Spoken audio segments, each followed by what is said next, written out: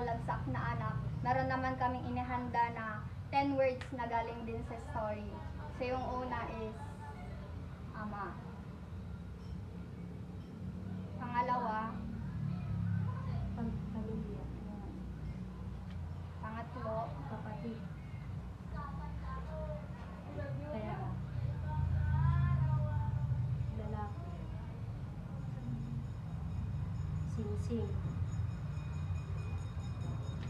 Bahay.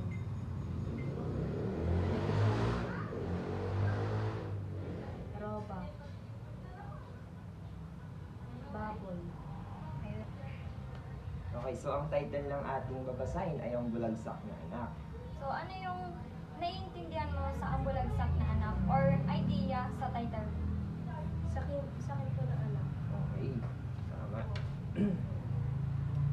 May isang mayamang ginoo na nagmamay-ari ng malawak na lupain at maraming utusan. Meron siyang dalawang anak na lalaki. Isang araw, kinausap ng bunsong anak ang kanyang ama. Ama, gusto kong ibigay mo na sa akin ang bahagi ng ari-arian ng pamilya na nakalaan sa akin. Hinati ng ama ang mga ari-arian sa dalawang magkakasing halagang bahagi. Ipinagkaloob niya ang isang bahagi sa bunsong anak. Ipinagbili agad ng bunsong anak ang mga ari-ariang ibinigay sa kanya. Pagkatapos ay nilisan niya ang bahay ng kanyang ama. Sa isang malayong bayan na malagi ang bunsong anak. Doon ay inubos niya ang perang pinagbilin sa kanya ng mga ari-arian. Sa maikling panahon ay naubos ang pera at siya ay nagutom.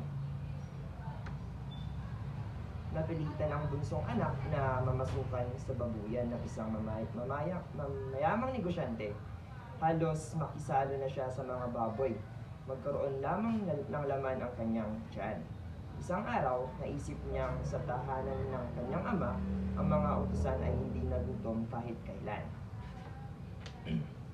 Nagpasya ang bunsong anak na bumalik sa kanyang ama. Ama, nagkasala ako, hindi lamang sa Diyos, kundi pati sa inyo. Dahil sa aking nagawa, handa akong manilbihan sa inyo bilang utusan kung tatanggapin niyo ulit ako sa inyong tahanan.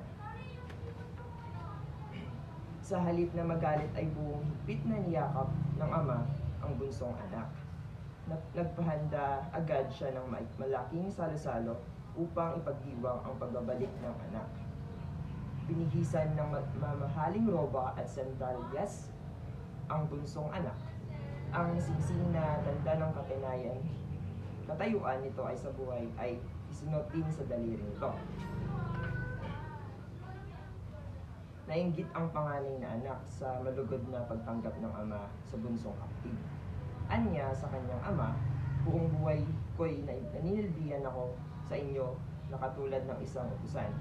Pero ni isang kambing ay hindi niyo ako binigyan para sa kasiyahan namin ng aking mga kaibigan. Ngunit para sa inyong anak na bulagsak ay kinatay ninyo ang pinakamatabang bakang pag-aari ninyo. Ngunit sabi ng ama sa panganay na anak, buong buhay mo ako ay nasa piling mo. Kinalinga at pinakain ang inyong kapatid ay matagal na nawala at ngayong narito na uli siya ay dapat lamang na ipagdiwang ang kanyang pagbabalik. Ang ikaw na ba? So, ano yung hinihingi ng bunsong anak sa kanyang ama nung simula pa lang sa story? Yung ari-arian po. Ari-arian. Very good. Ano naman yung ginawa ng bunsong anak nung nakuha na niya yung ari-arian? Ginastos niya pa ng ginastos. Very good. And then nung nagastos na niya yung pera, anong nangyari sa bunsong anak? Ano yung naging kahinatnan ng buhay niya? Nagtrabaho po siya tapos nung hindi niya na po kaya bumalik po sa papa niya. Very good. And then nung nakabalik na siya sa kanyang papa niya, and ano naman yung ginawa ng kanyang papa? Nagdiwang po siya. And ano naman yung nangyari nung pinagdiwang nila yung pagbabalik niya? Ano yung naging behavior ng kanyang kuya? Nagalit po. Ayun, sige. At dahil natapos na yung pagbabahagi ng patungkol sa ang bulagsak na anak, tapos nun ay tatanungin ka namin kung ano yung naalala mo sa 10 words na yun. So yung una, roba. Pangalawa, negosyante. Pangatlo, bahay. Pang-apat, Singsing. sing. Pang-lima, Lalaki. lalaki. Pang-anim, Pera. pera. Pang-pito, Kapatid. kapatid. Pang-walo, Pamilya. pamilya. Pang-siyam, Ama. ama. Yung pang-sampo, Baboy. baboy. So sa 2 beses na pag-ulit ng words, ano yung mga naalala mo doon? Like yung sa mga nabasa ko. Oo. Ama. Ama, Pera. pera, Baboy. baboy, Singsing. singsing, Lalaki. lalaki, Bahay. bahay, Negosyante. negosyante, Roda. Ay, ayun. roba. Ayun. Tapos,